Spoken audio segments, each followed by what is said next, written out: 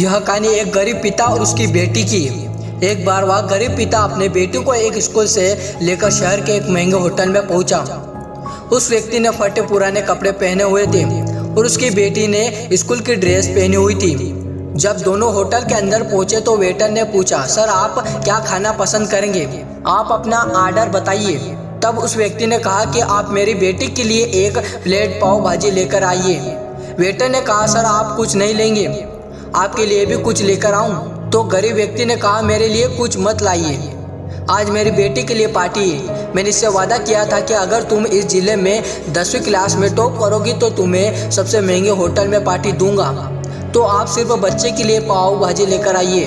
Waiter ये बात सुनते ही दौड़कर अपने मालिक के पास गया और बोला कि सर आपसे एक छोटी सी रिक्वेस्ट है कि आप मेरी सैलरी से पैसे काट लेना, लेकिन आज मैं चाहता हूँ कि उस बच्ची के साथ उसके पिता को भी एक प्लेट पाव भाजी खिलाया जाए, क्योंकि उस बच्ची ने पूरे जिले में 10वीं क्लास में टॉप किया है।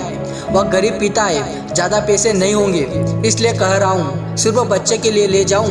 होटल के मालिक ने जब ये बात सुनी तो मुस्कुराते हुए बोला, तुम उसके पिता के लिए भी एक पाव भाजी लेकर जाओ, पैसे मत लेना, 4-5 पाव भाजी पैक करवा कर ले जाओ, 2-3 किलो मिठाई भी लेकर जाओ और उनसे कहना ये पार्टी होटल की तरफ से है, आप ये मिठाई ले जाइए और जश्न मनाइए।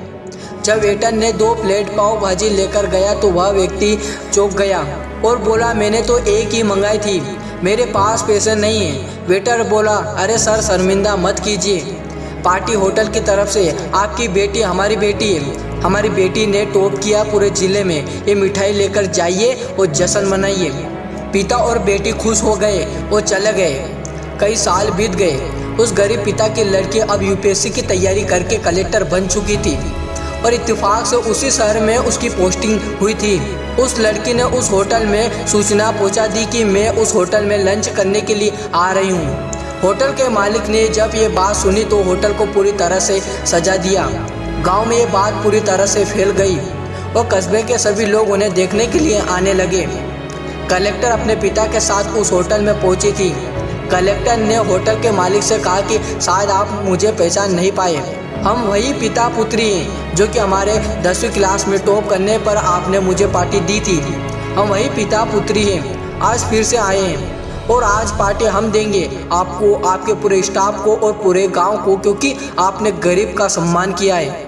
आपने उस दिन जो पार्टी दी थी मुझे बताया था कि मुझे कितनी और ऊंचाई तक पहुंचना है, कितनी और बड़ी मंजिल को छूना है। आपने एक नई प्रेरणा दी थी और आज मैं उसी प्रेरणा का एहसास चुकाने के लिए आई हूँ। वो मैडम सब कहते हुए जा रही थी और आंखें से आंसू बहती हुई जा रही थी। यह कहानी हमें सिखाती है कि कभी भी किसी गरीब का मजाक मत उड़ाना, हो सके तो उसकी मदद करना, और अगर मदद ना कर सको तो उसका मजाक मत उड़ाना, क्योंकि वो सब देख रहा है। बनना ही है तो उसकी नज़र में अच्छा बनिए, जहाँ भी रहिए कर दिखाइए और कुछ ऐसा कि दुनिया करने जाए आपके जैसा।